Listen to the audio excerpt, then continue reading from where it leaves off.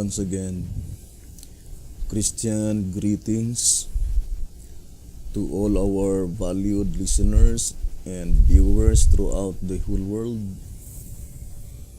more particularly to all Shepherd's Rod believers, and most especially to our beloved brothers and sisters in the United States of America. Special greetings to our brethren in Colorado, our brethren in Georgia, in Kansas, in Fiji Island, in Mexico, Spain,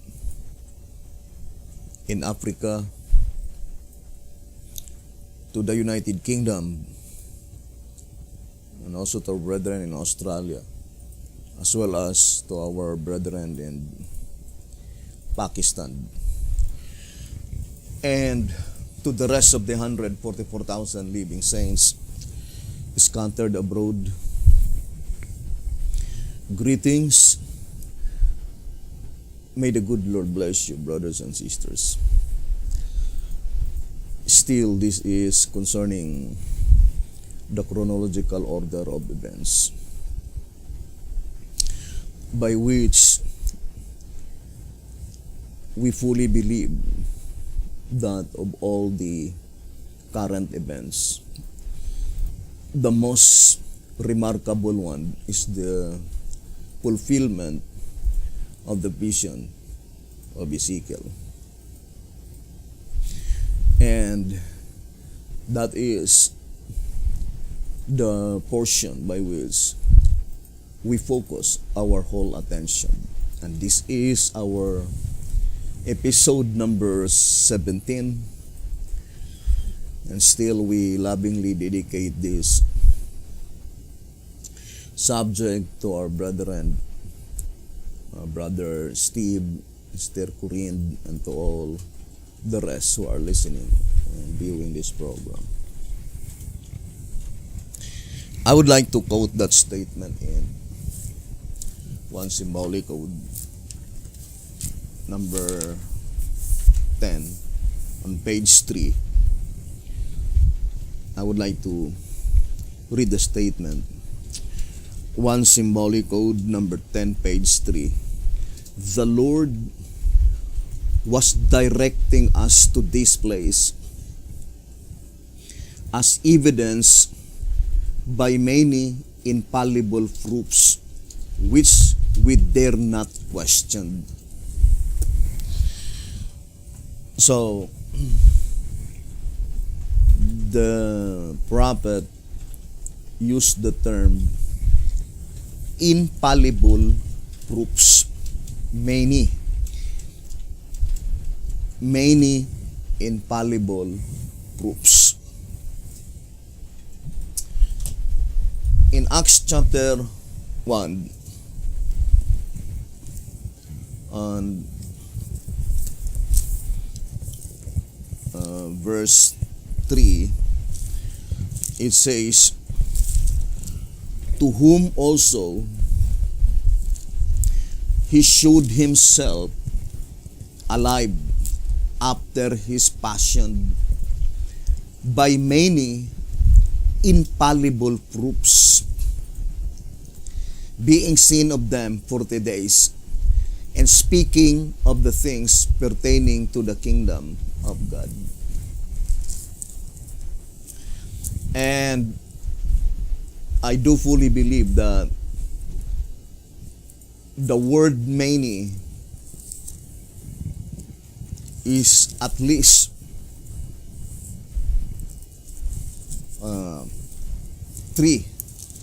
three infallible proofs, because that is the divine principle recorded in the Bible. In Matthew 18 verse 15, it says,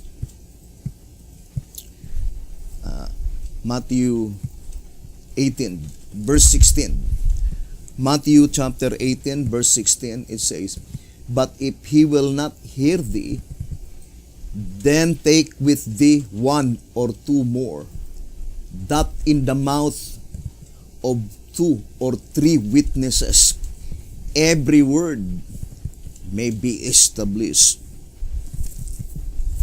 In 2 Corinthians chapter 13, verse 1, it says, "This is the third time I am coming to you.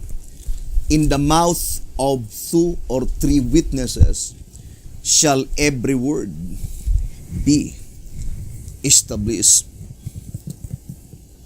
So, that is the divine principle given in the Bible.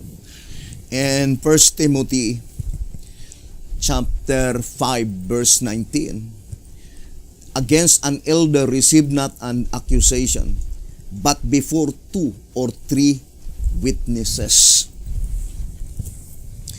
1 Timothy chapter 5, verse 19. And also in Hebrews chapter 10, verse 28. It says, "He that despised Moses' law died without mercy under two or three witnesses."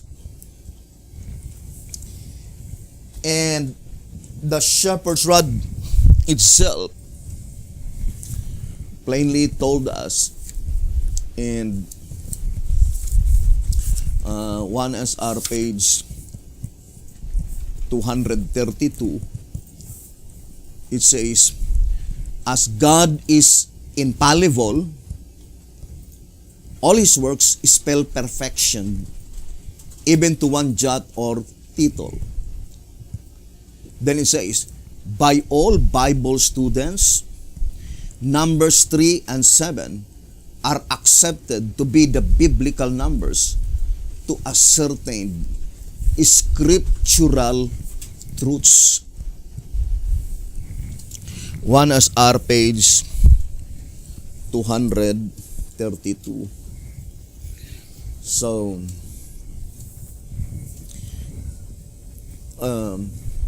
for me,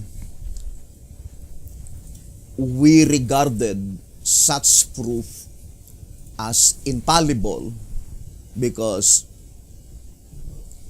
it happens only once in a lifetime, or it will take thousands of years before it will be repeated again. And that is one of the reasons why we considered such thing as infallible, for it will never happen again, brothers and sisters. Now, we need to connect one subject to the other. We already stated that absolute facts.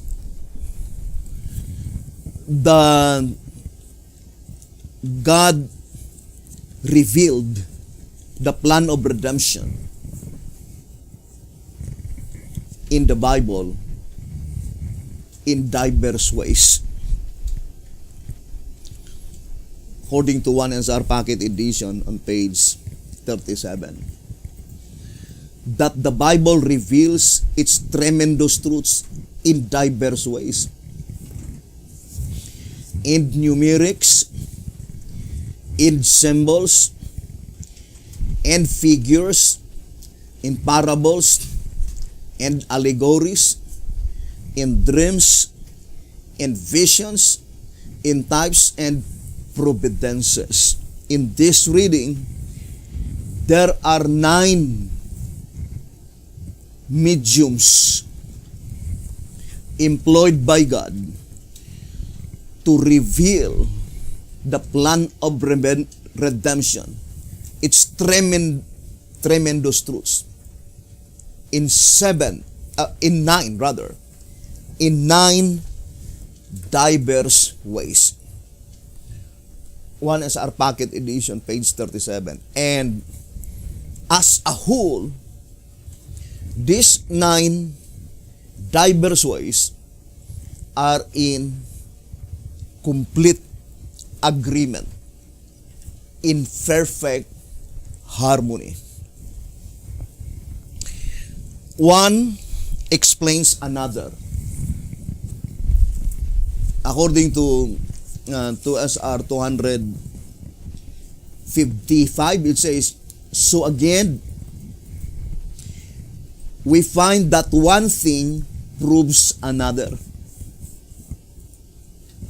Or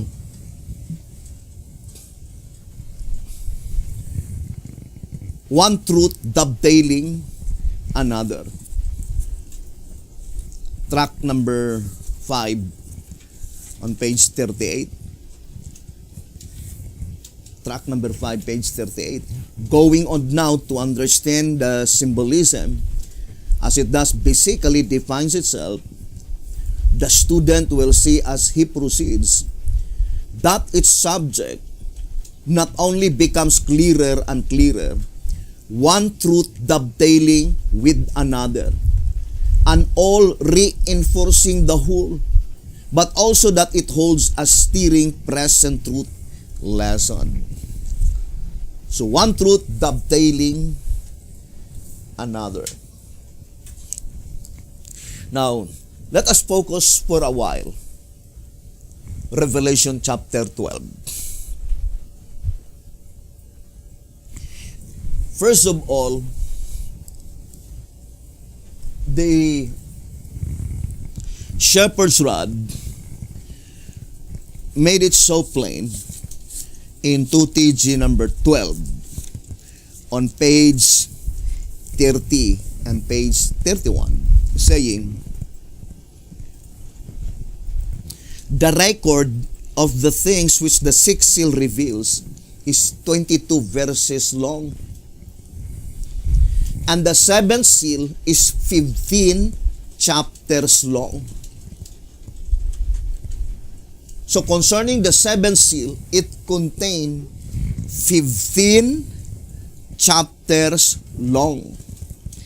And that 15 chapters, according to track 15, on page 10, track 15, page 10, that the seventh seal contains chapters 8 to 22 is immediately seen by the fact that each chapter is connected with the conjunction end. Track 15, page 10. Therefore, chapter 12 is a part of that 15 chapters long. Or in other words, Revelation chapter 12, it is a part of the subject, the seventh seal. Remember, brethren, concerning the seventh seal, that is the only seal that pertains to the living, or the one concerned is the living. 2SR page 202. But the seventh sealing period, being the last, must concern the living.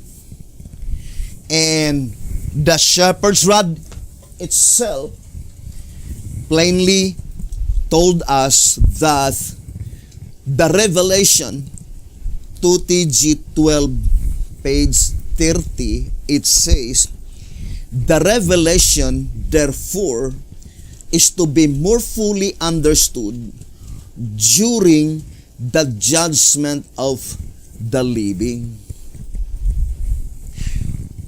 We already explained several times that as far as the book of Revelation is thus concerned, it deals the whole proceeding in the heavenly sanctuary from start to finish.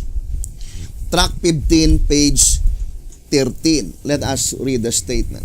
It says, both seers distinctly declare that the event which they saw was the judgment.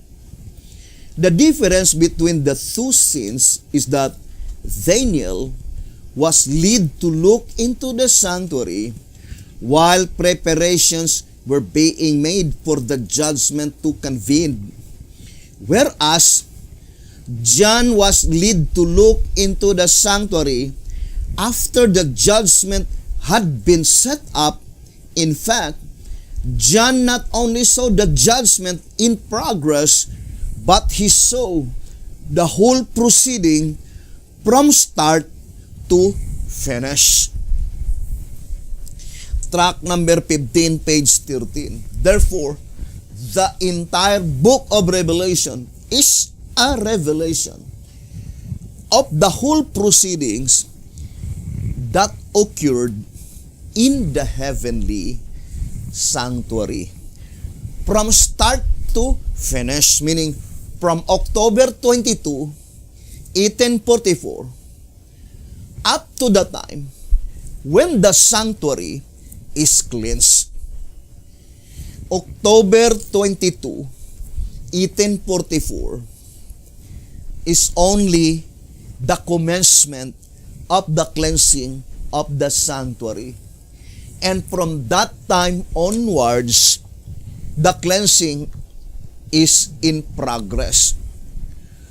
But the most important part on the vision of Daniel is the time when the entire books are completely cleansed, or in other words, pointing to the last and the final Day of Atonement. And that vision was not bestowed by God to Daniel, but rather to John the Revelator, from start to finish. So, this statement in track number 3, let's read pages 73 and page 74, saying, being the Day of Atonement in type for both the dead and the living, this service of the earthly tabernacle therefore projects the Day of Atonement in its antitype, the cleansing of the sanctuary in heaven from the unworthy names in the books, and the cleansing of the church on earth from its unconverted and unstable members, thus bringing the time of clean books, clean church, and clean people. We know that these three events are distinct and separate, and in a consecutive order. It was arranged in its proper order. First, clean books. Clean books, that is the time when all the unworthy names, all the names of the wicked are completely blotted out. So, even in track number 3 on page 53, it says, this startling revelation shows conclusively that the cleansing, according to Daniel 8 verse 14, is first of the sanctuary in heaven, and second of the sanctuary on earth. So, the cleansing, first sanctuary in heaven, before the cleansing of the sanctuary on earth. Track number 3 on page 53. But we need to focus our attention to that spiritual side, the cleansing of the sanctuary in heaven. Because once our names will be blotted out in the Lamb's Book of Life, our hope is forever gone. But once our names will be retained in the Lamb's Book of Life, that is the fulfillment of that statement in track number 1, that from that time onwards, all happy hours, meaning there is everlasting joy. Brothers and sisters, I would like to read that statement in 2SR,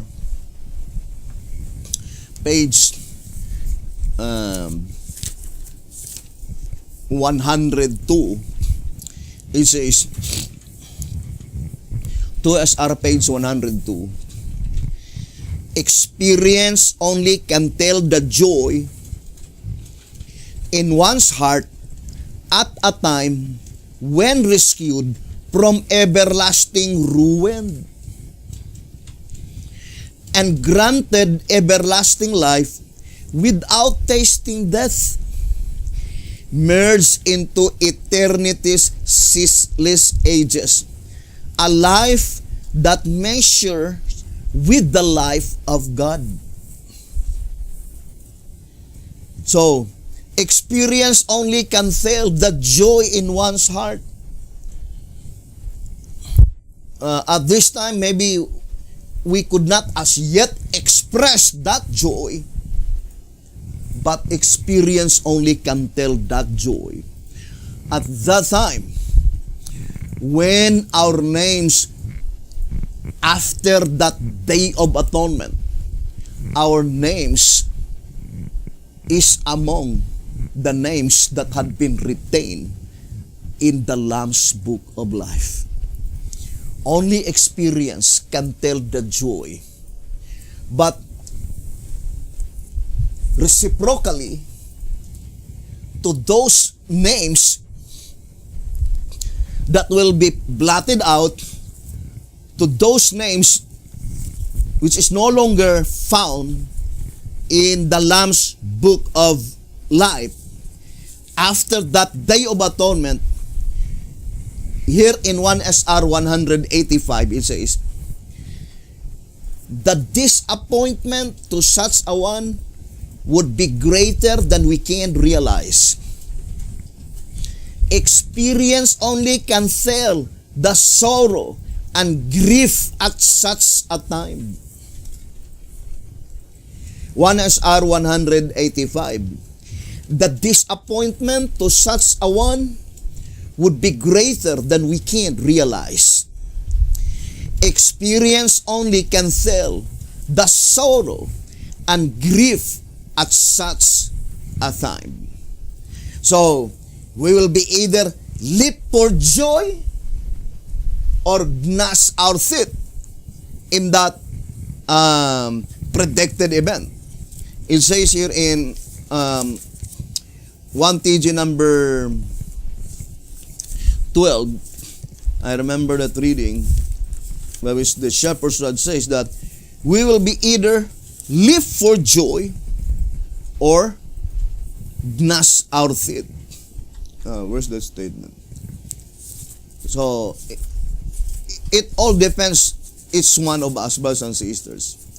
We will be either leap for joy. Can you locate? 1TG. BT Hodeb says that we will be either leap for joy.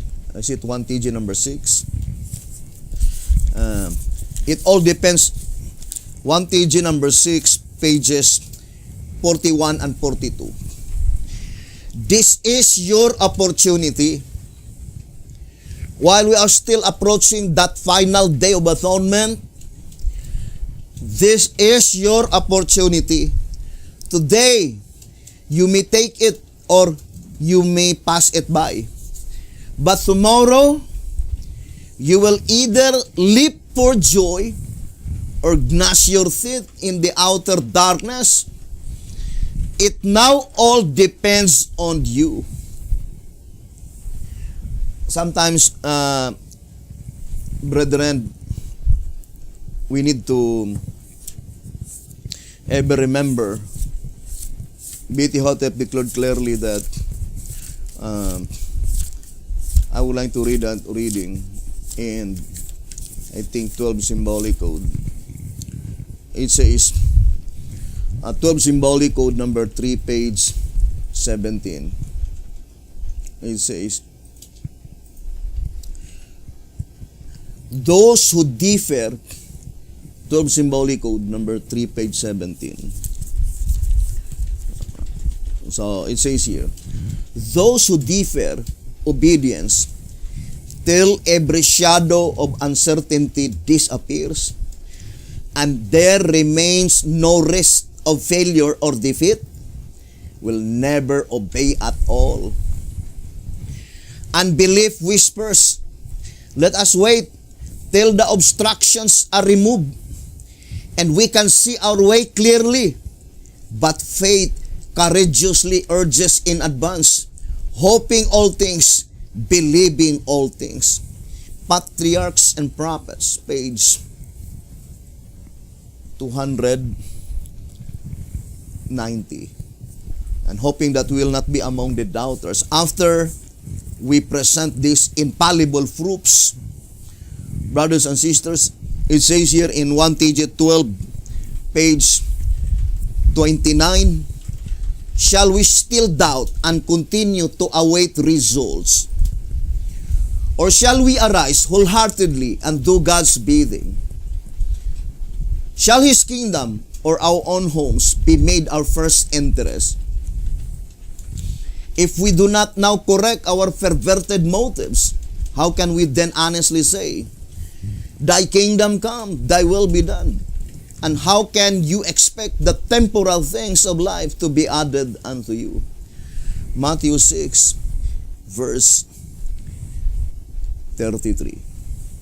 I remember, and Testimonies for the Church, volume 9. I would like to read that statement. Testimonies for the Church on volume 9. It says, Testimonies for the Church, volume 9, page 20. Are we to wait until the fulfillment of the prophecies of the end before we say anything concerning them? Of what value will our words be then? Shall we wait until God's judgments fall upon the transgressor before we tell him how to avoid them? Where is our faith in the Word of God? Must we see things foretold come to pass before we will believe what He has said?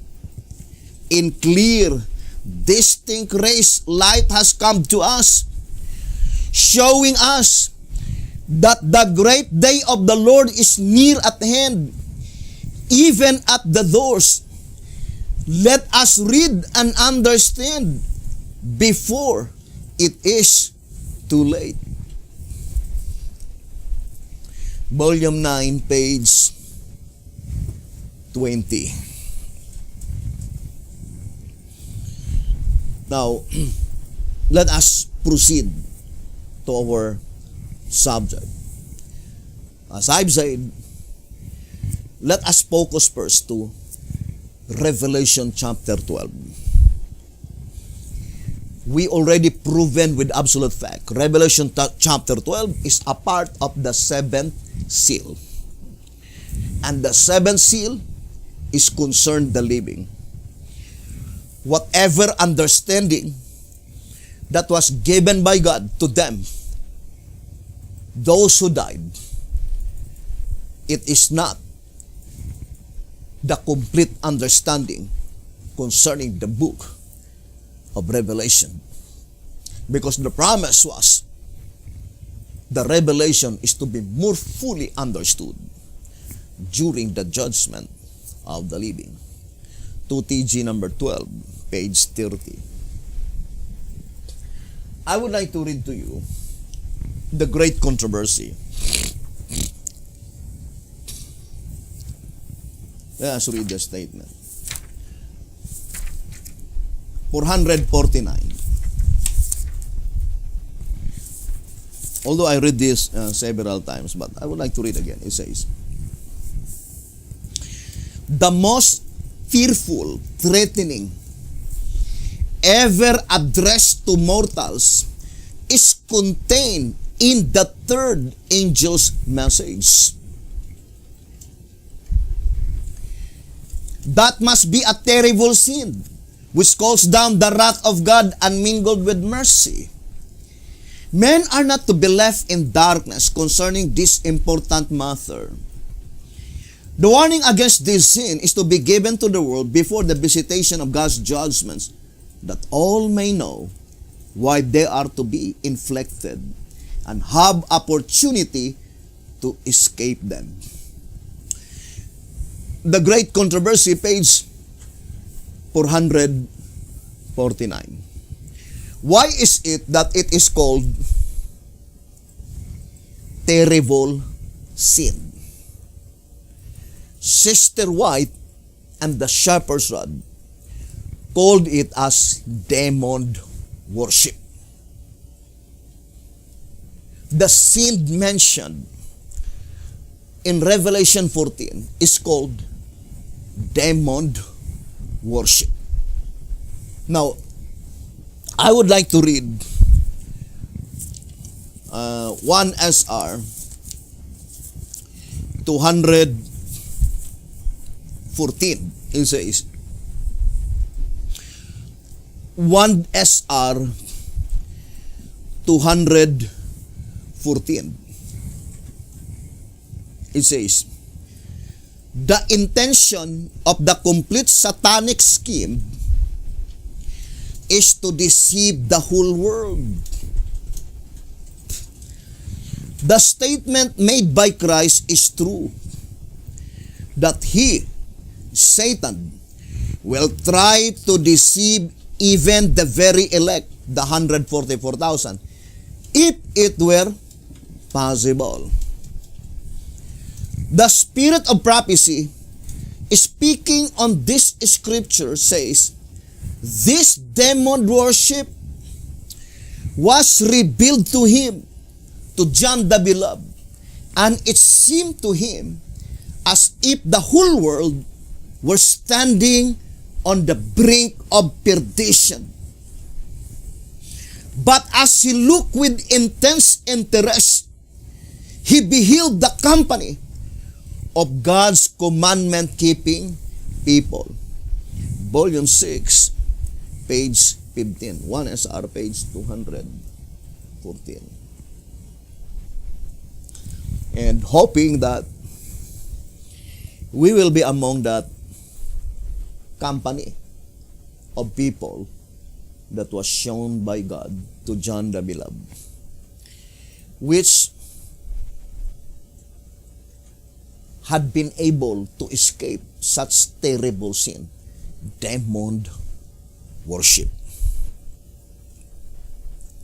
And that demon worship, brothers and sisters, is also described in Isaiah as great apostasy, described by Micah as wholesale deception.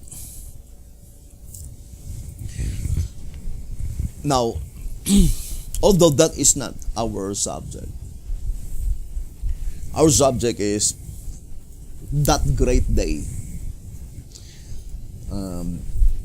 Let us focus our attention to the reward of the righteous. Well, apology, maybe the most important part is the positive side. We are not interested to what will happen to the negative side. So, let us focus our attention to the positive side. I remember the statement in 1 SR 227 and 228. It says, this most solemn time for one class, the tares. You see, the term used by inspiration is that time, brothers and sisters, which is the purification of the church. The purification of the church, that is the blotting out of names. It says, this most solemn time for the one class, the tares, and glorious for the other, the 144,000. So that is a glorious day to those who will be among the 144,000 whose names had been left written in the Lamb's book of life. That is a glorious day, brothers and sisters. And I remember the statement in one is our pocket edition on pages 5 and 6. It says, its dominant doctrinal concern being the truth of the 144,000 and a correct understanding of it being a life and death matter to all. The rod unfolds it from several different angles. How does it reveal several? The word several, at least 3 or more than 3. Different angles. It's urging the denomination to prepare for the glorious deliverance of the saints and against the inglorious destruction of the sinners as foretoken by the marking and the slaying recorded in Ezekiel 9. So, it says, inglorious. That day is glorious to the righteous, but it is inglorious to those whose names will be blotted out. So it is called the last and the final day of atonement, by which every destiny is forever fixed. Here in track number 15, on page, track number 15, page 28, in the typical atonement, everyone's destiny among the professed people of God was forever fixed. Those who complied with the demands of the law were left to live, and those who did not were cut off from among the people. Thus, it must also be in the antitypical atonement. So, in the antitypical atonement, in page 29, it says, so, in the great day of final atonement, so that is pointing to the final atonement and investigative judgment, the judgment of the first 2 sittings, the time to separate the tares from the wheat, the bad fish from the good, from among both the dead and the living. Track number 15, page 28, and page 29. Now, let us focus to the main subject on Revelation chapter 12. What is the main subject on Revelation chapter 12? Let us read. Revelation chapter 12. 2SR page 76. It says, John's vision in the 12th chapter of Revelation deals with two main subjects. 2SR page 76. John's vision in the 12th chapter of Revelation deals with two main subjects, namely the woman clothed with the sun and the red dragon. At this time, let us focus to the first main subject. The woman which is clothed with the sun. So, let us focus our attention to that woman. The woman which is clothed with the sun. Now, Revelation chapter 12 and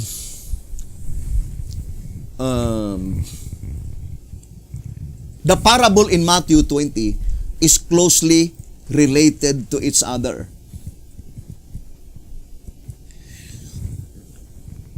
Because the sun and the moon is one of the main subjects on the parable in Matthew 20 as well as in the vision or the symbolization, that symbolical prophecy on Revelation chapter 12. So, let us focus our attention, brothers and sisters. Now, concerning the woman,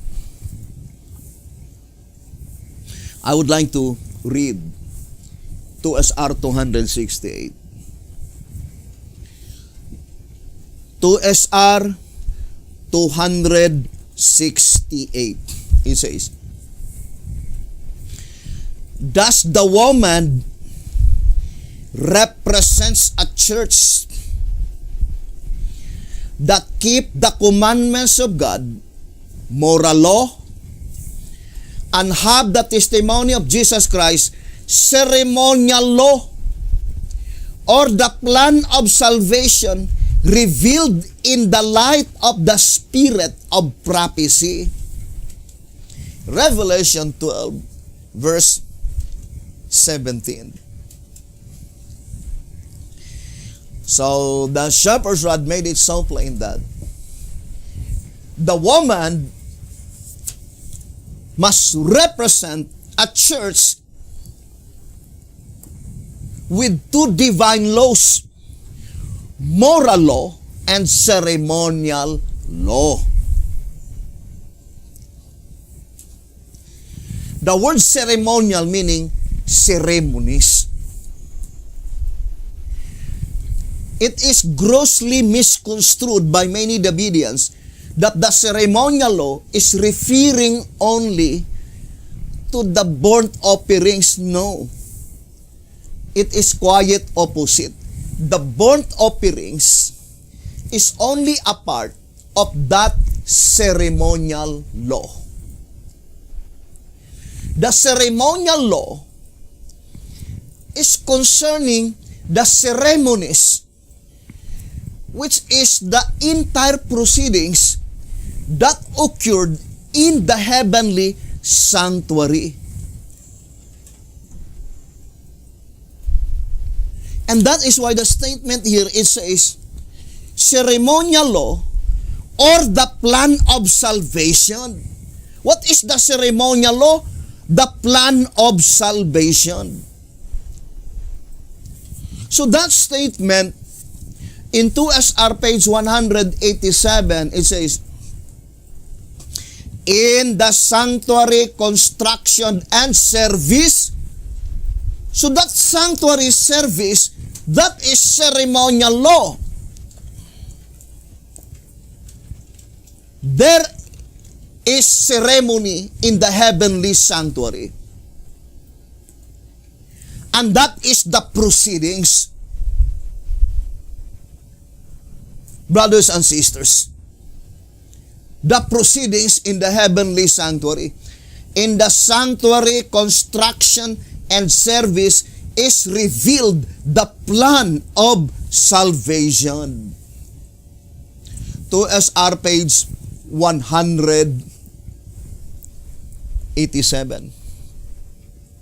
So, in that illustration, brothers and sisters, we can easily discern that the last church in the last generation of men represent the church which is clothed with the Son. And that significance, according to the reading, is that the Son represent the Bible. What is the Son? The Bible. I would like to read 2SR. 2SR on page, although there are many passages that tell us that the Son, that is represent the Bible, brothers and sisters, or the period of the Bible. 2SR page 75. So, it says, the first is the one before the Bible came into existence. And the second is the one with the Bible, clothed with light, the written word of God. So, that is, brothers and sisters, the Son represents the Bible. And what is within the Bible? The plan of redemption. 1TG number 10, page 18. The Bible contains the complete plan of salvation for all humanity. So the Bible contains the complete plan of salvation for all humanity. So that church, that woman, being clothed with the Son, can be easily understood that the entire plan of redemption had been bestowed by God into that church. Now, our goal at this time is to find out, brothers and sisters, when would be such fulfillment, in its perfect fulfillment, will finally be realized. Now, let us project first the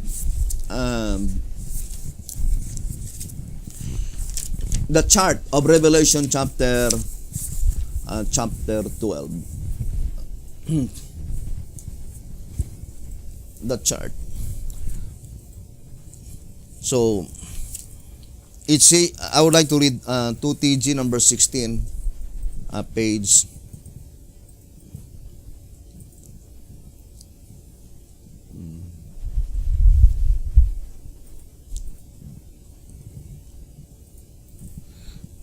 2G 16:17.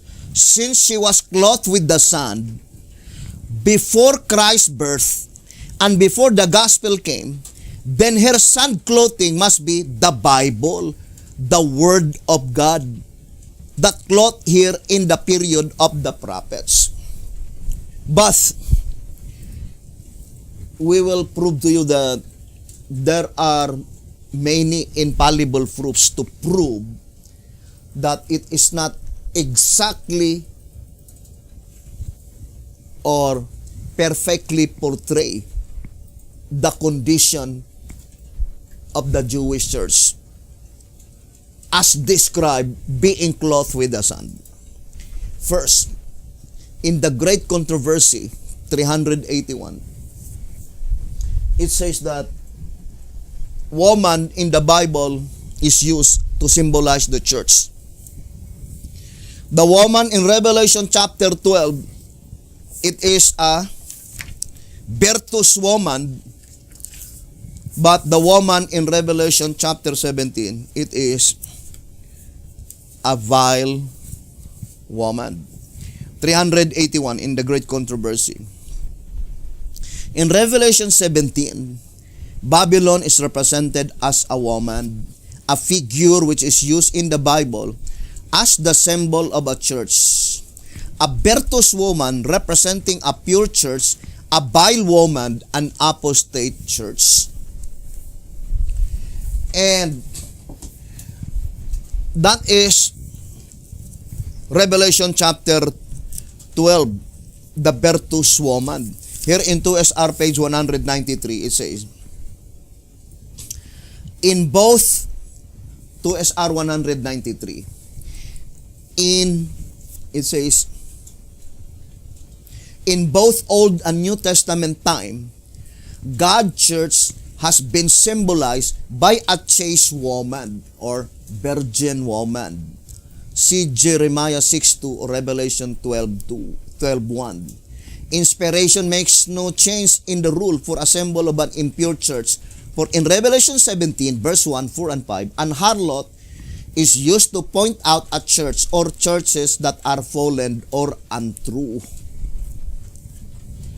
Now, what is the description of the Jewish church before the birth of Christ? Let us read the Great Controversy 383. The Great Controversy 383. It was by departure from the Lord and alliance with the heathen that the Jewish church became a harlot, and Rome, corrupting herself in like manner by seeking the support of worldly powers, received a like condemnation. So that is one of the infallible proof to show that Revelation chapter 12, the perfect fulfillment cannot be applied to the Jewish church because that woman is a virtuous woman, whereas the Jewish church, it is, brothers and sisters, harlot or an apostate church. And second, we already proved that Revelation chapter 12 is a part of the seventh seal. And according to Revelation chapter 4, verse 1, the fulfillment of the vision of John must be hereafter. And according to 2SR page 191, that hereafter points forward to 1844. Therefore, it must be from 1844 onwards. And since the shepherd's rod made it so plain in the old symbolic code, it says here in the old symbolic code, page 2 symbolic code number 10, page 4, consequently, the church from 1844 to the close of provision is divided into two sections. The church before the loud cry and the church in the time of the loud cry. The latter of which will, by comparison, be far superior to the former in spirituality. In fact, there is no comparison between the two. Hence, those who cannot tell in which one of these stages the church now is must be in great darkness.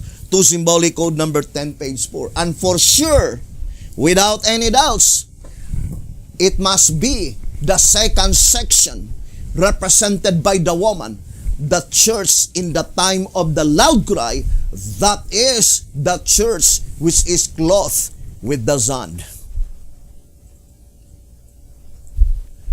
That is very plain, brothers and sisters. Now, let us now proceed to our study, brothers and sisters. I would like to show to you first the chart of BT Hotep, Revelation chapter 12. You see,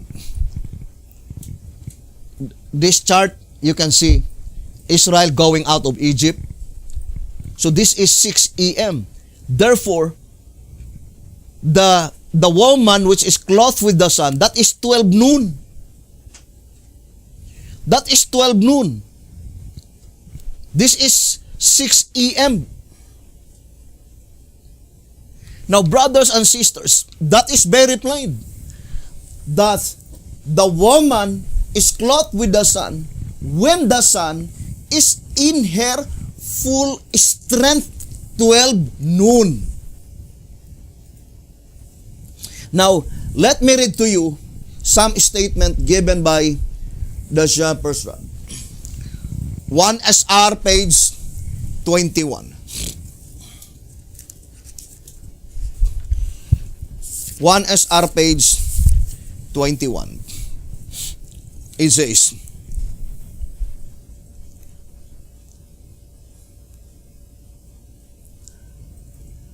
of the three angels of Revelation 14, verse 6 to 11, John writes, and I saw another angel fly in the midst of heaven, and the third angel followed them. These angels, following each other, were seen flying in the midst of heaven, where the sun would be at midday in its full strength.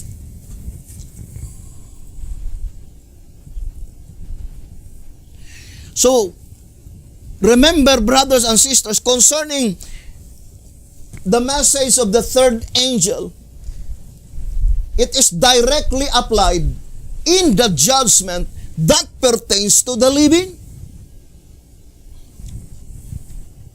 Now, let us read the General Conference Special.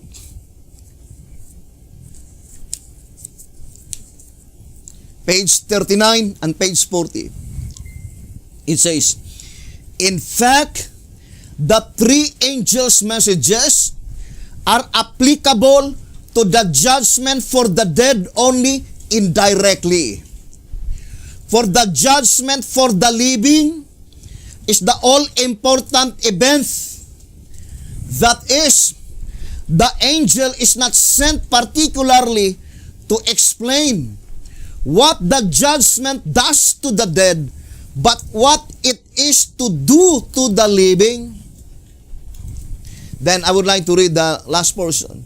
So we see that the more we consider the subject, the more obvious becomes the truth that the third angel's message in its final phase is the judgment for the living, the harvest. Plainly, then, the work of Elijah is to give light on the judgment for the living. General Conference Special, page 39 and page 40.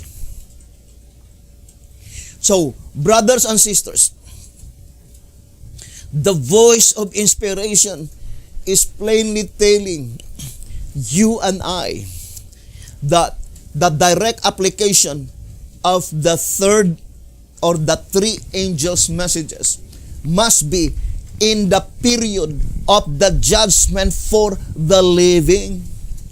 And the description given in the Bible, as explained by the Shepherd's Rod in 1 SR page 21, that the perfect fulfillment of these three angels' messages must be in the midday at noon, when, brothers and sisters, the sun is in her full strength. I remember the statement in the Great Controversy. Let me read to you. The Great Controversy, page 100.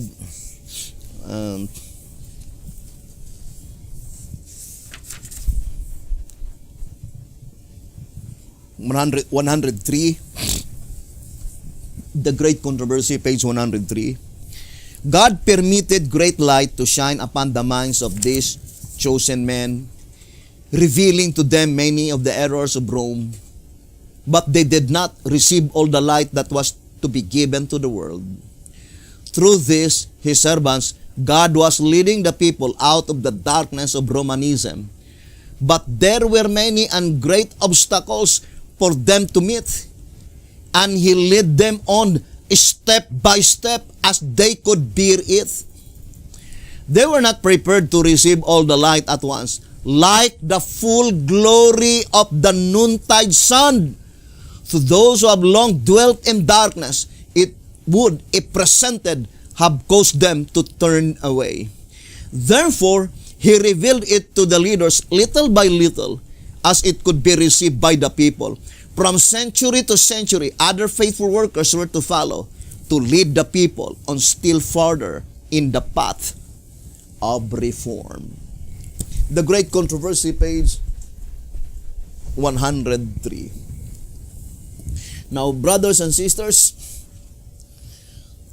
when would be the perfect fulfillment of the third angel's message, or the three angels' messages, or the threefold message?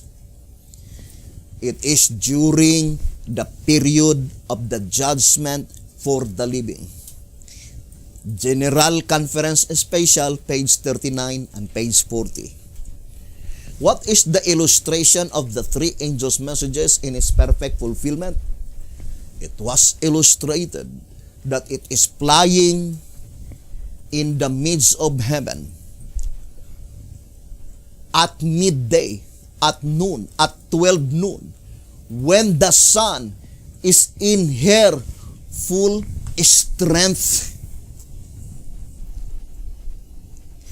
The same with the woman. The woman is clothed with the sun when the sun is in her full strength.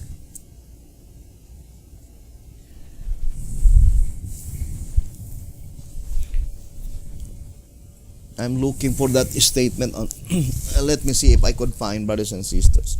It is concerning the three angels' messages by which the voice of inspiration connect Revelation chapter 10.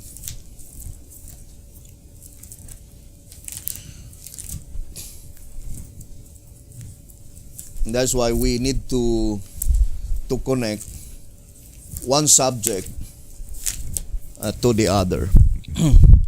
Let me see if I could find that statement.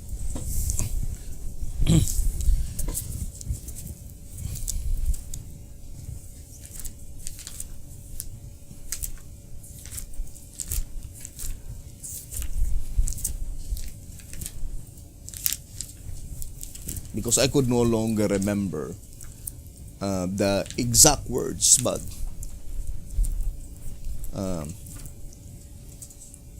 I remember that statement. I think that is written by Alonzo Jones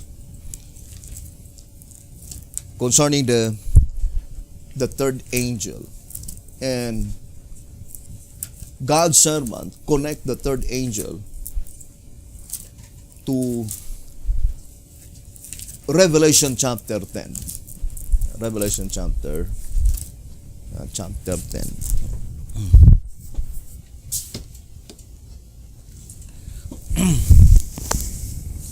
So it's very important, brethren, that we'll be able to familiarize one subject to the other, because the entire plan of redemption, the entire Bible as a whole, brothers and sisters,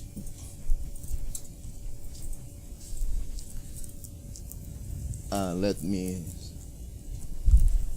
think this is the statement. So I would like to read this statement and try to locate if you could find this statement. It says,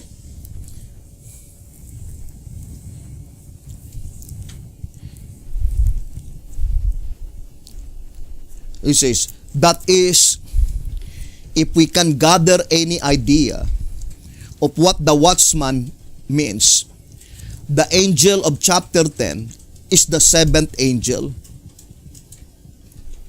His message is the sum total of the three messages and the last message of the seventh angel. I would like to read again. That is, if we can gather any idea of what the watchman means,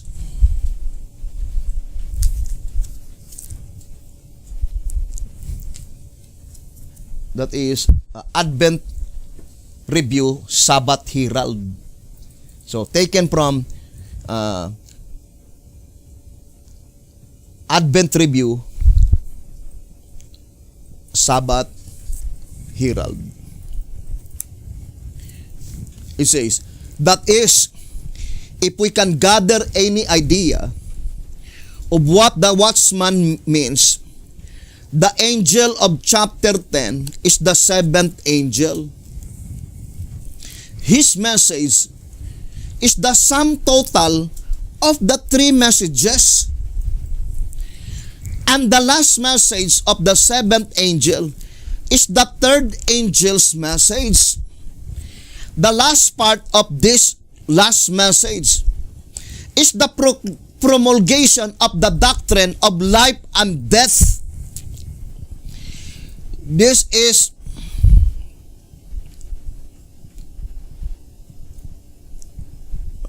it says, this is in direct contradiction of its previous statement that this message of vast importance is heard in heaven after the third angel has made his circuit. So, here, brothers and sisters, the voice of inspiration says that the seventh angel in Revelation chapter 10 is the sum total of the three messages, or the complete unfoldment of the three angels' messages. And we know that that is pointing to the entire plan of redemption. Now let us read another statement in the Shepherd's Rod, 2SR 238.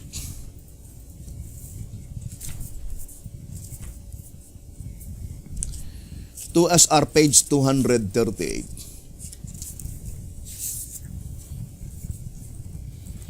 So let's read the statement. The 12th hour on the dial to the left represents sunrise, and on the right, sunset.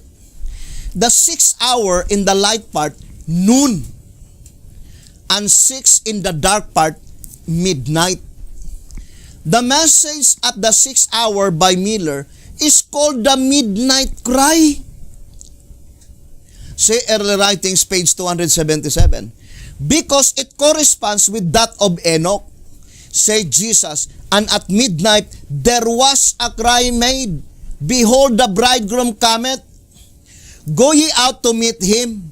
Matthew 25 verse 6.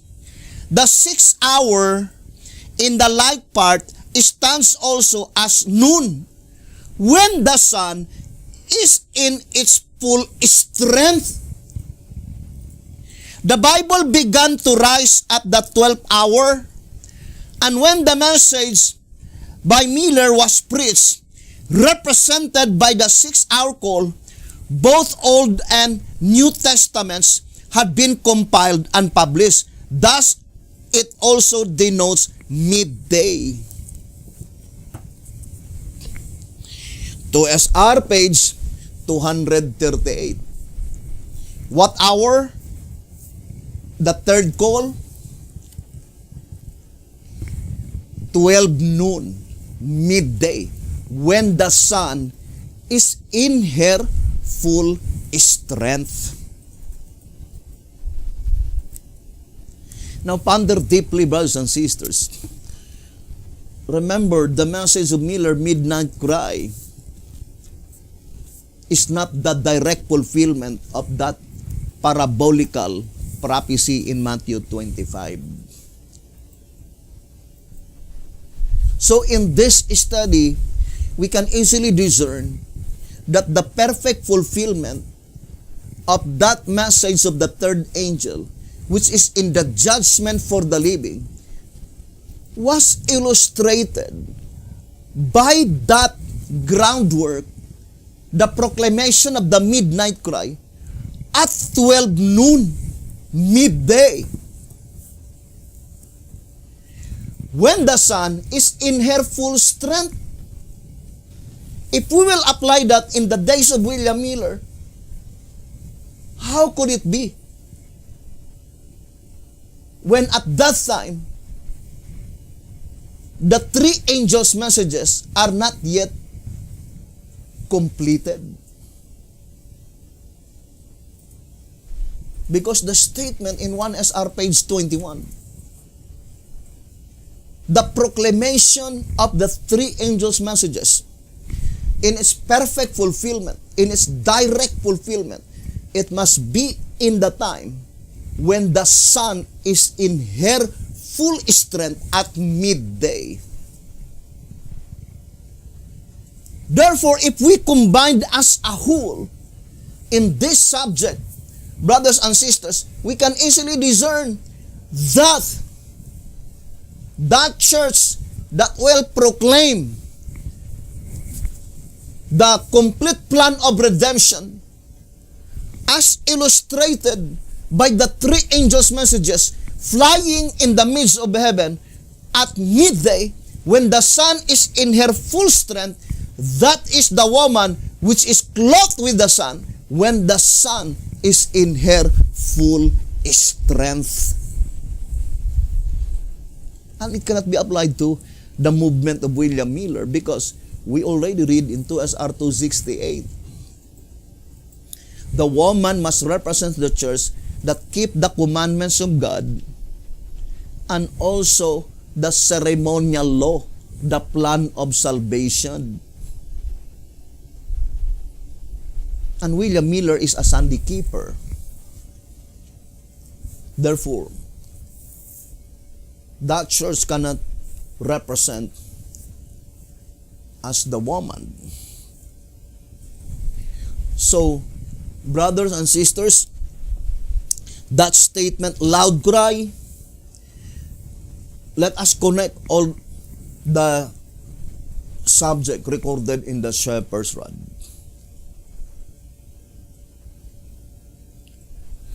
Now, I would like to read first here in 2SR 181.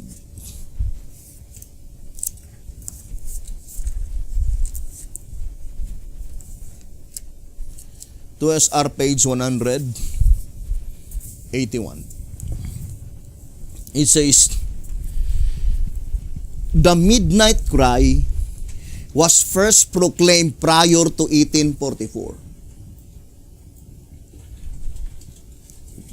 To elaborate more, so that we could understand, it says, the midnight cry was first proclaimed prior to 1844, and the coming of the bridegroom was Christ coming to the most holy place in the heavenly sanctuary for the investigative judgment of the saints.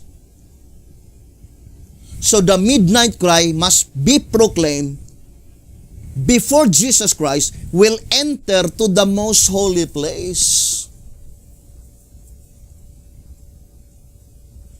That is the midnight cry. What is the midnight cry? Behold, the bridegroom cometh. Cometh to what? To the most holy place. And it says, let us continue reading. It says, the investigation being in two sections, first the judgment for the dead, and second for the living. The cry must be repeated. Otherwise, we would have no present truth for the time of the judgment of the living. By which, in reality, the midnight cry is directly applied in the judgment for the living. Now, if the message is directly applied in the judgment for the living. Behold, the bridegroom cometh. Cometh to what? To the most holy place. How could it be if Jesus Christ from 1844, October 22, He is always there?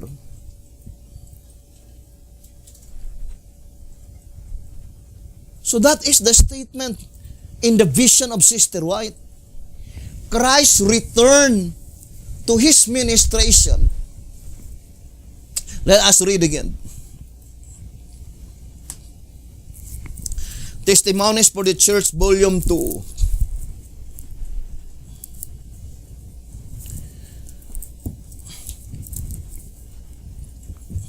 Testimonies for the Church. Volume 2, page 190. It says, you can read the entire paragraph at your own leisure, but just to minimize time, I would like to read in the middle part. It is concerning the parable in Mark 13, 32 to 34.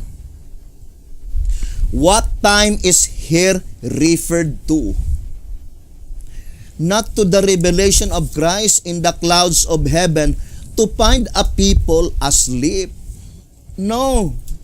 But to His return from His ministration in the most holy place of the heavenly sanctuary. And I fully believe that there is not even one Davidian who will disagree that the word return, it means that Jesus Christ left the most holy place and then returned. And that is one of the most important part that I would like to emphasize. That description in the Bible that the 144,000 follow the Lamb whithersoever He goeth. As a matter of fact, it's very important that we need to understand from the time Jesus Christ died on the cross, then to His resurrection, then 40 days, then ascension, then onwards, we need to follow. Because Jesus Christ became the Lamb of God after He died.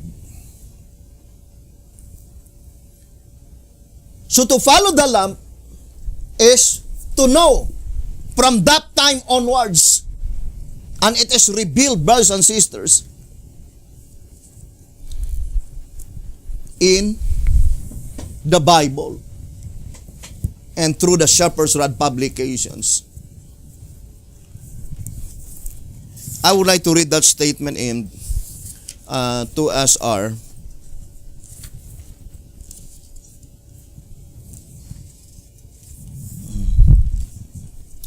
It says, 2SR page 200.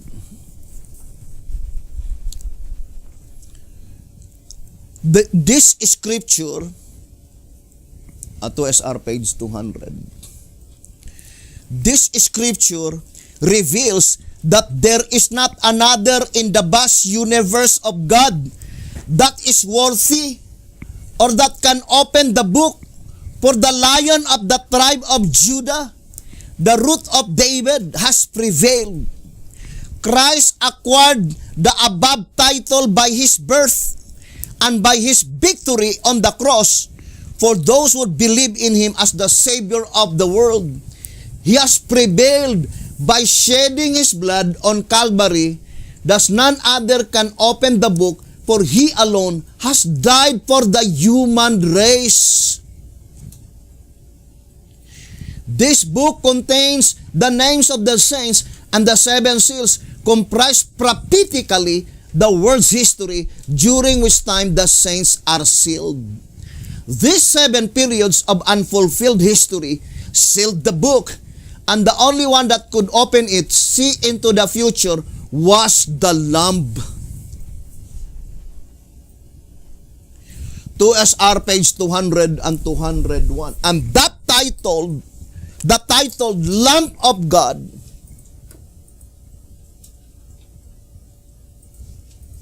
Jesus Christ acquired that title after He offered His life on Calvary. So, lamp denote provisionary time. From that time, the 144,000 living saints, I do fully believe that with I would like to read this reading. I think this statement is definitely applied to the 144,000 living saints. To SR 195, it says, full of eyes.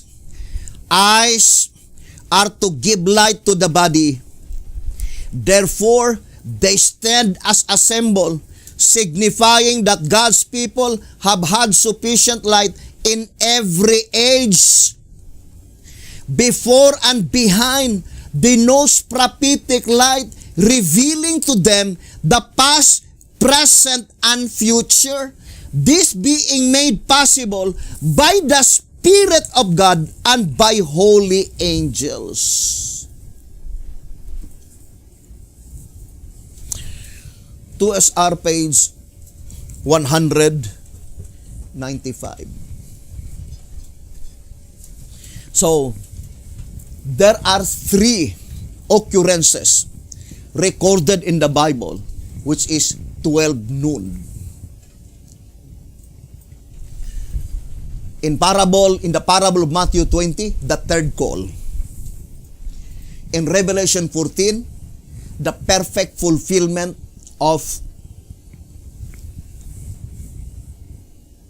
the 3 angels' messages.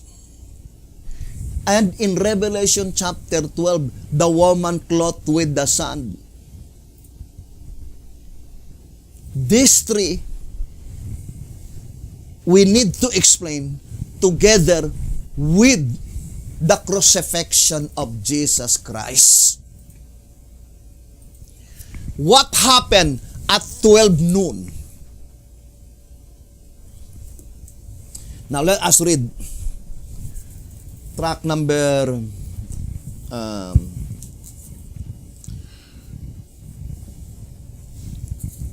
track number 5 and also 2SR. So let us read on track number 5. But before track number 5, I would like to read, I think, 2SR. Let me read to you. 2SR on page,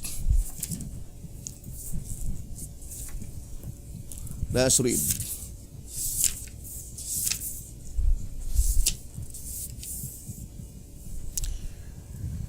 Page 24 and page 25. It says, 2SR, pages 24 and page 25. According to time tabulation, the Jewish rulers tried Jesus from 12 o'clock Thursday morning, or in our modern time piece of clock, brothers and sisters, 6 a.m. to about 6 o'clock Friday morning, ancient time. 9 hours later, at the 3rd hour, Friday, Jesus was crucified. In our modern time piece of clock, that is 9 a.m.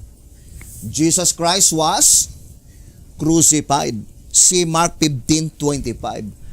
After he had been on the cross for 3 hours, how many hours from the cross? From 9 a.m. to 12 noon. It says, after he had been on the cross for 3 hours, the sun was darkened at 6 o'clock, meaning 12 noon. See Mark 15:33. 3 hours later, Jesus died, and the sun again gave light.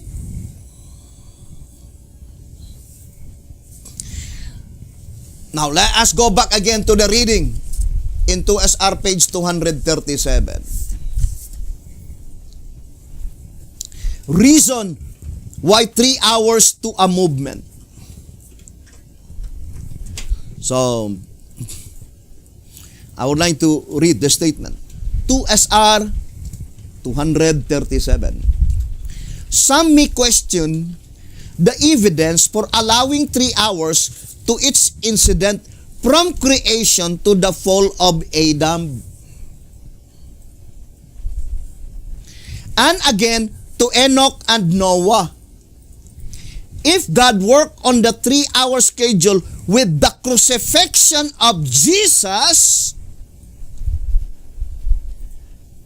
then it says, see chart on page 22. 3 hours schedule on with the crucifixion of Jesus Christ. And the shepherds had commanded us to see page 22. So this is the chart on page 22.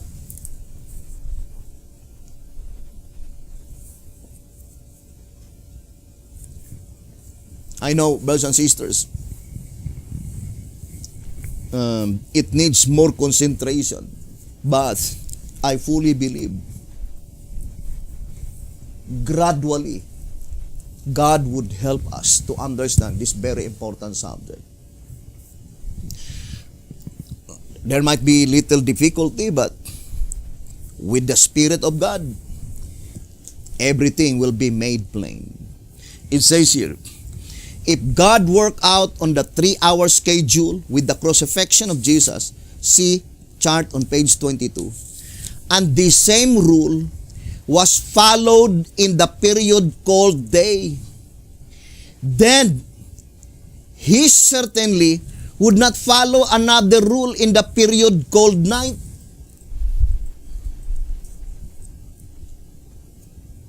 And we know that 3 days and 3 nights.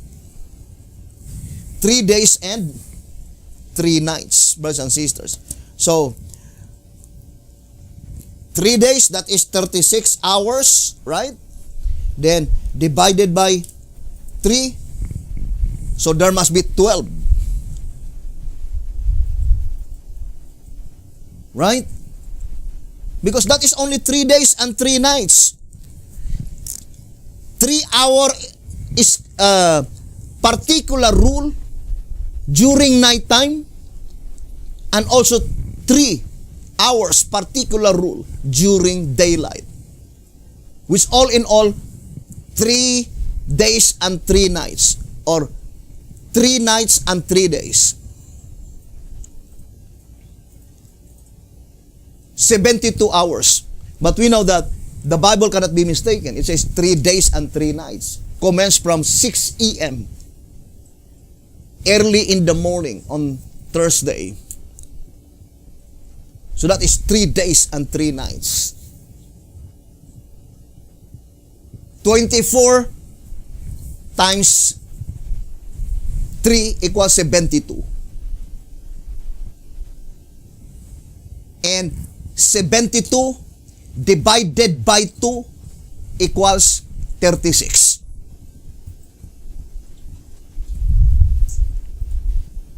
Then 36 divided by 3 equals 12. So that is Matthew 20. 12 symbolical hours. Right? So, now let us read the statement here. The reason, so this is the principal reason, 2SR 237. The reason he has followed that particular rule is to present to his church the exact time of her history by periods.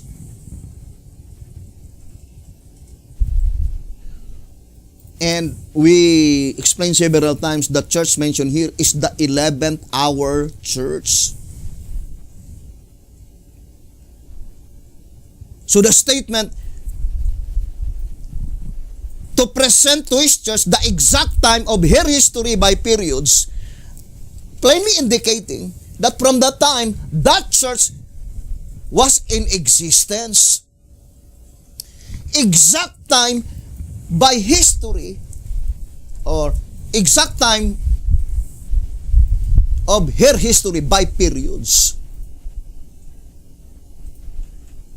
And that is the 11th hour church. Therefore, that statement, brethren, in track number 6, is even more definitely applied to the last and the final movement. Because Jesus Christ himself present to them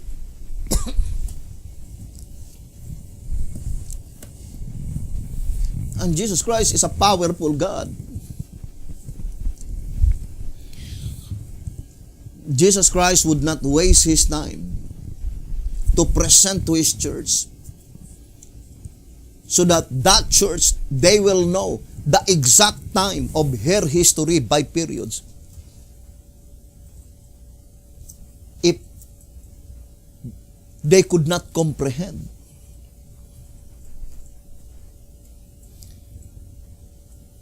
Look at what happened to all the animals that had been commanded by the Spirit of Christ. Mysteriously, they were in procession, entered into the ark.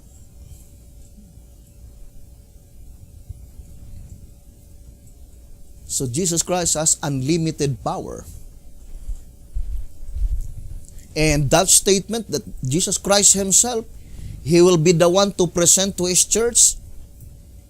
If after such presentation of Jesus Christ, and the result that the church did not understand, then we belittle the power of Jesus Christ. We underestimate the power of Jesus Christ. For sure, that church, when Jesus Christ presented to them their history by periods, they will know it perfectly. And how Jesus Christ present to them? By the 3 hours schedule. Number 3 is very powerful. But it is a combination of 3 and 7. Right? Because if you will read 2SR,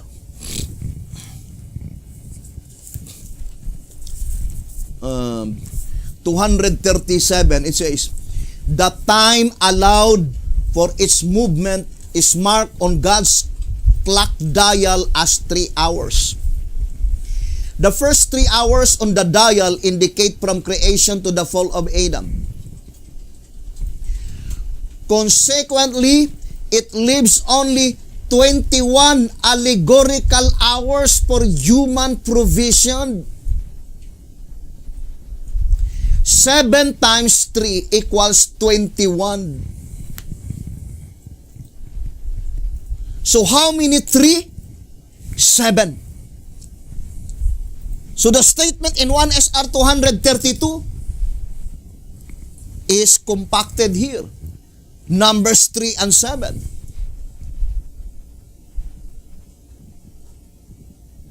Seven times 3 equals 21, or 3 times 7 equals 21. 21 allegorical hours. Then it says, therefore, we have another reason why the angel said, there should be time no longer. What does it mean by there should be time no longer? How many hours does the human provision was illustrated in parable Matthew 20? 24 hours. 7 times 3 equals 21. How many 3 remaining in 21? The last 3-hour schedule. And that is the time by which the angel proclaimed, there is no time no longer. No more remaining 3 hours. That is the last 3 hours, brothers and sisters. Now let us go back first to our subject, the 12 noon. We already read that from the time Jesus Christ was crucified. When was Jesus Christ was crucified? According to SR 24 and 25. 9 a.m. on our modern time piece of clock. But in ancient, that is 3rd hour. On the 3rd hour. Mark 15 verse 25. But 3 hours later, at 12 noon, the sun darkened. Now, let us read here, brothers and sisters. And I would like to read first. As I've said that this statement, track number 6, page 68, I do fully believe it is applied more fully on the antitype. Because it is applied to the Millerites movement. The movement that proclaimed the midnight cry on the 12 noon. Which is not exactly appropriate, the description. Because 12 noon indicates the entire plan of redemption is revealed. 12 noon, that is the time by which the complete and perfect fulfillment of the 3 angels' messages. And that is the woman. But the Millerites movement does not represented by a woman. Now, I would like to read the statement. Track number 6, page 68 and 69. And that is why, if you will notice, in Zechariah chapter 1, that chart, Zechariah chapter 1, by which there are 3 horses. If you will notice, this is represented by the Millerites movement. William Miller, and together with his 2 associates. But that is not the entire vision of Zechariah in chapter 1. There is a horse there, brothers and sisters, by which in that horse, under the myrtle trees, there is a man riding on that horse. Therefore, Zechariah chapter 1 does not meet its perfect fulfillment in the days of William Miller. And the mere fact that B.T. Hotep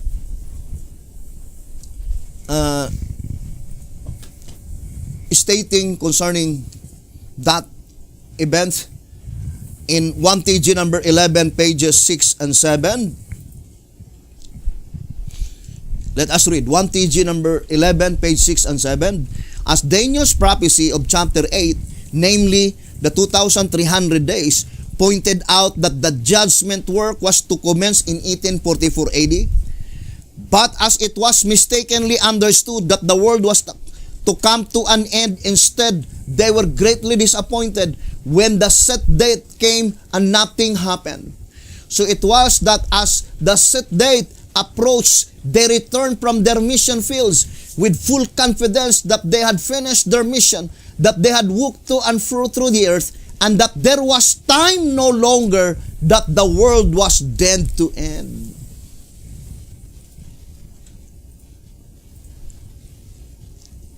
When would be that statement? There was time no longer. In Revelation chapter 10, we already read in Advent Review Sabbath Herald that the perfect fulfillment of Revelation 10 verse 5 to 7, representing the seventh angel, that is the time when the three angels' messages will be perfectly fulfilled.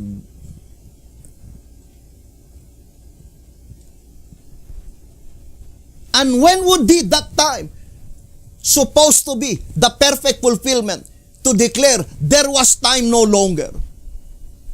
After the 7 3-hour schedule, when there will be only 3 parabolical hours remaining, because it was illustrated by 24 hours. Let us read again the statement in White House Recruiter on page 15. It says, the truth is now become clear that the parable divides the time of salvation into 2 equal parts of 12 symbolical hours each.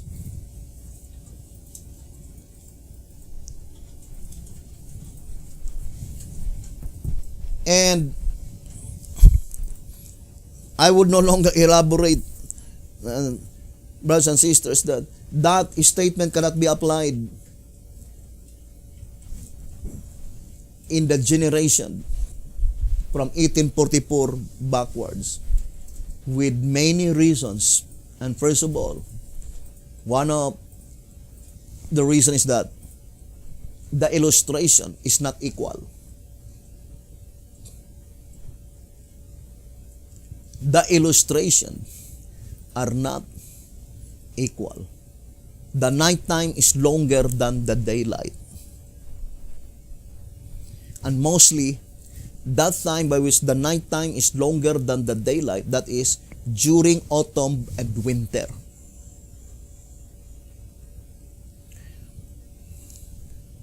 But mostly, when the nighttime and the daylight are equal, that is during spring and summer. But according to the Shepherd's Rod, brothers and sisters, I would like to read the statement. And 2SR.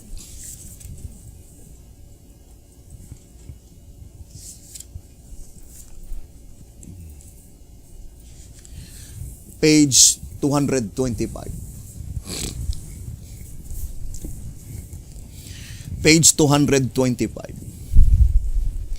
Fearing that some may not understand the ancient time clock, we feel a brief explanation may be necessary. To make it more comprehensive, we call the reader's attention to the chart. Page 22. In the days of Christ and even now in some countries, time is regulated by sunset at 12 o'clock. Near the equator, where the days and nights are continually equal, the sun sets at 12 and rises at 12. Therefore, 6 o'clock would be noon hour in the light part, according to the chart, and at 6 o'clock in the dark part would be midnight. This is the kind of time Jesus used in the parable. 2SR 225. So in the parable itself, when Jesus Christ, or when the shepherd says, brothers and sisters, thus the truth of the parable is never been understood by any other company except by the 11th hour. 2SR 234. And one of the most important part in the parable is the illustration that the time of salvation is divided into two equal parts. 12 hours in the nighttime and 12 hours on the daylight. And the shepherds had made it so plain that not all countries, except those countries which is near the equator. So in the parable of Matthew 20 itself, you can easily understood that the 11th hour could not be found on such country by which, brothers and sisters, there are 4 seasons. Because autumn and winter, the nighttime and the daylight are not equal. Although there is perfect fulfillment of that, exactly 12 hours and exactly 12 hours.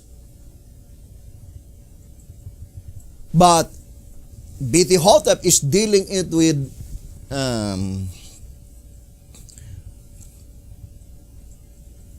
number 12, or it must be 1201 or 1203 or 1204 in round numbers.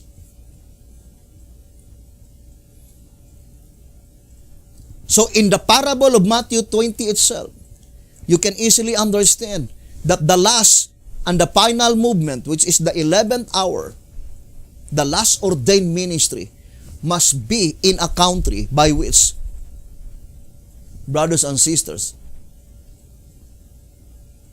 continually 12 hours nighttime, 12 hours daylight.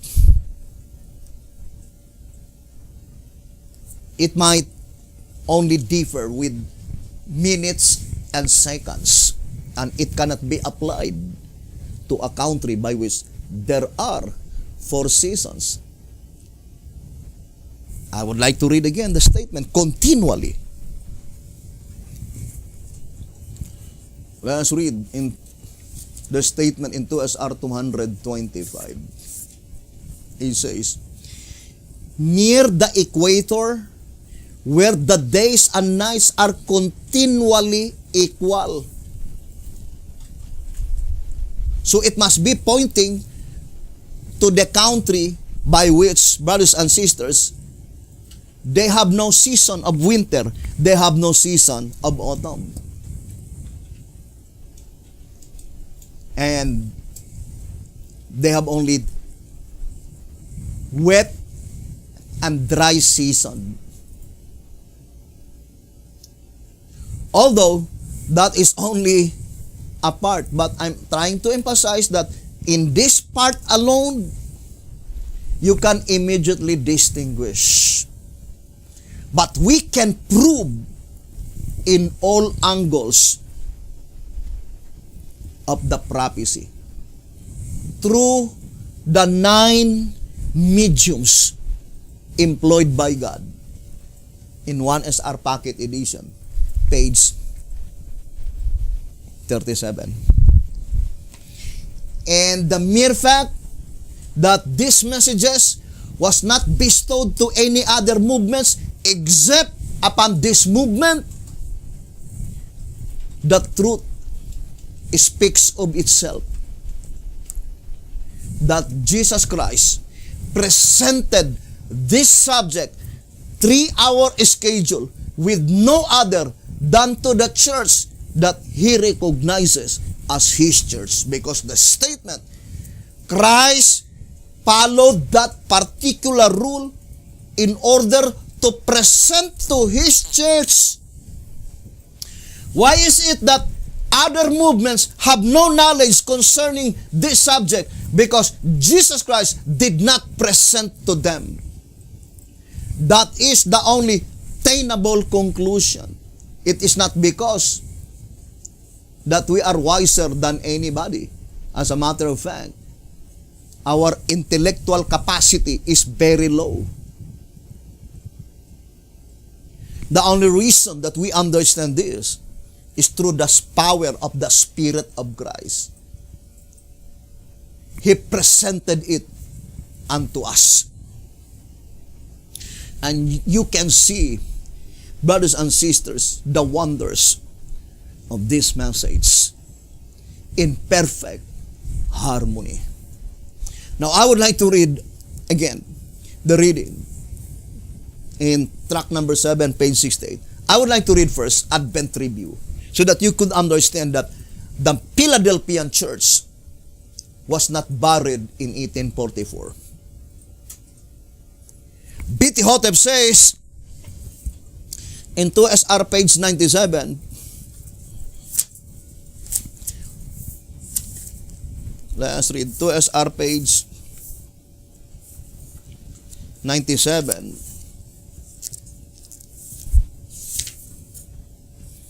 It says, but as the disappointment came in 1844, through the misunderstanding of what was to transpire at the end of the prophetic period, the movement created by Miller came to its end. But not the Philadelphian church. That is the First Day Adventist church that ended in 1844. Now let us read the Advent, those bold letters. It says, the Philadelphian church, it says, let's go to the next paragraph. Beautiful Philadelphia was born, not buried, in 1844. No, it was not buried in 1844, but rather, it was born in 1844. And she goes through to the end, to the remnant. It says, so it will go to the end, to the remnant. And then it says much the same as this 1850 pioneer release. The straight testimony to the Laodicean. The church militant is not the church triumphant. Laodicean church is a militant church. The last militant church in the Christian era. And that is not the church triumphant. Now let us go to the next paragraph. It says, to belong to the 144,000, meaning, if you want to be among the 144,000, we must join the church triumphant. Strive with all your power to be among the 144,000 and to belong that special company. You must join the church triumphant. Here's a description in the Sharper's Rod concerning the church triumphant. 1 TG.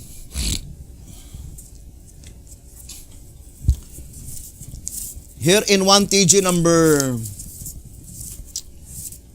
51, page 10, it says, here we see that the church militant is in reality the church which is militant against advancing truth, and that the church triumphant is the church which marches on with the progress of truth.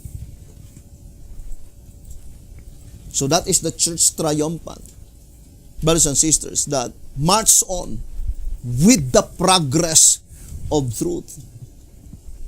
And one of the most specific progress of truth mentioned in 1 TG 51, page 5 and 6, it says, if the church is not commensurably growing and expanding, then how can she be a living church?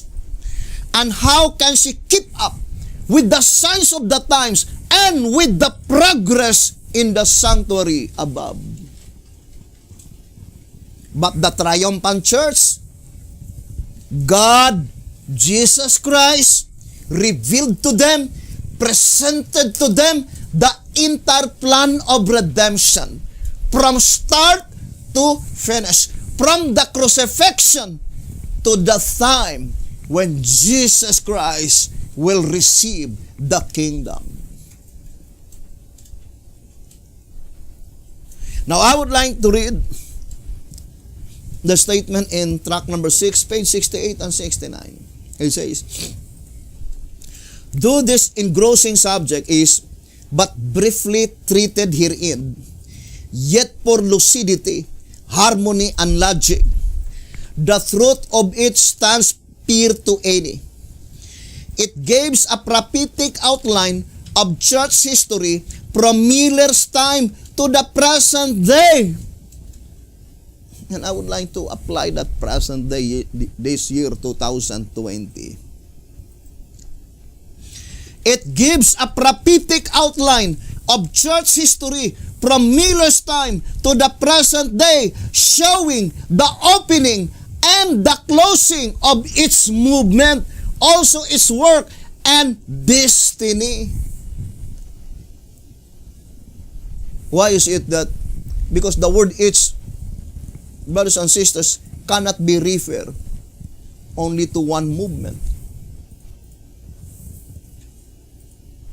Therefore, we can easily understand that it is pointing to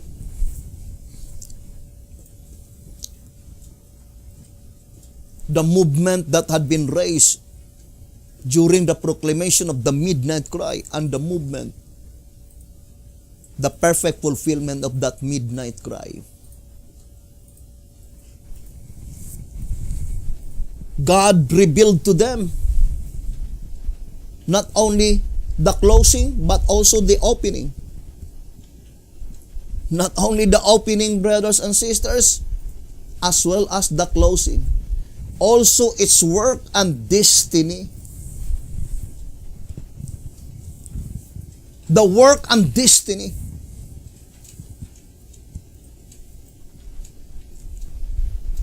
So, brothers and sisters, it is high time now that we, as Shepherd's Rod believers, to open our hearts and our minds, brothers and sisters, to study closely the prophetic events, and more particularly this coming day and final atonement. And as we declared, there are, for me, 3 infallible proofs are sufficient enough that our faith will be firmly established. As we already stated, the absolute fact. Now, I would like to repeat again, and we'll continue this in our next episode. So, our study is focused to 12 noon. And that 12 noon is very important. William Miller had been called 12 noon, and that is the third call. When does Jesus Christ, when God the Father began to speak? On the third seal. On the description under the third seal. Why? Because we're studying 3 hours schedule. It is on the third seal. Right? Revelation 6 verse 6. Why on the third seal? Because it is in parallelism to the third hour call. Third hour call. 12 noon. So from the time God the Father began to speak, brothers and sisters, that is indicated by 12 noon.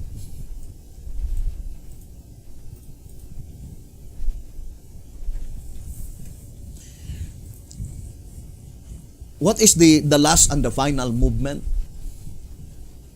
in the Exodus movement? It says in answerer number 3, right? Divided into 2 sections.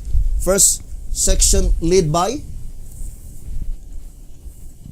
Joshua, and the section led by Moses. Answerer number 3, page 20. Now, let us focus to the last section, the section led by Joshua. You remember in the Bible when Joshua commanded the sun not to go down? Can you project that already? I think in Joshua.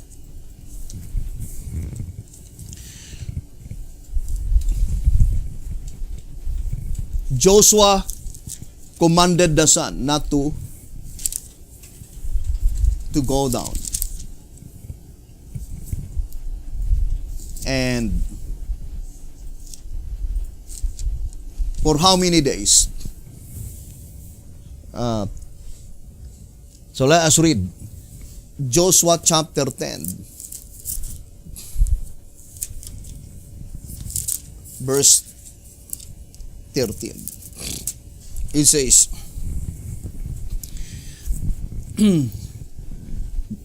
beginning from verse 12, Then spake Joshua to the Lord in the day when the Lord delivered up the Amorites before the children of Israel.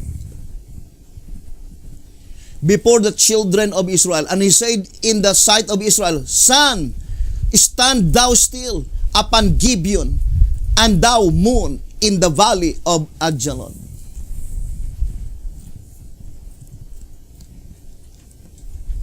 And remember, brothers and sisters, in 2 Symbolic Code number 10, page 8, it is concerning Isaiah 28, verse 21.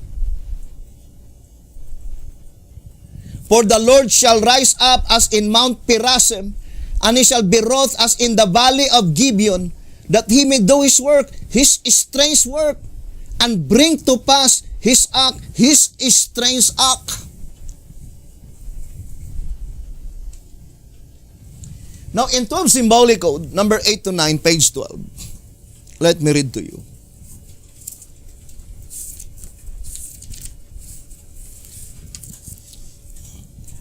Symbolic Code 8 to 9, page 12. It was in Perasim that David destroyed the Philistines, and it was in Gibeon that Joshua destroyed the Amorites. Now God is to do something strange, something new, something that has never been done before. It is called his strange act. 12 Symbolic Code 8 to 9, page 12. And that is Isaiah 28, verse 21. Although we'll continue that subject on our next episode. But I would like to read Joshua chapter 10, verse 12 and 13. It says,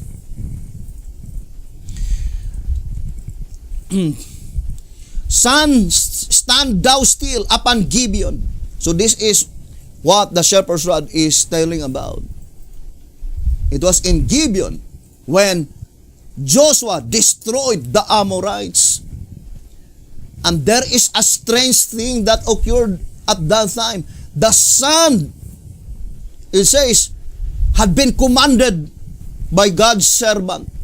And the sun stood still, and the moon stayed, until the people had avenged themselves upon their enemies. Is not this written in the book of Jasher? So the sun stood still in the midst of heaven, 12 noon, and hasted not to go down about a whole day.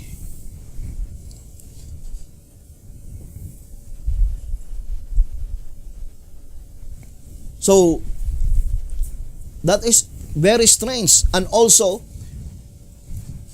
very strange at 12 noon, 3 hours after Jesus Christ was crucified, there was darkness.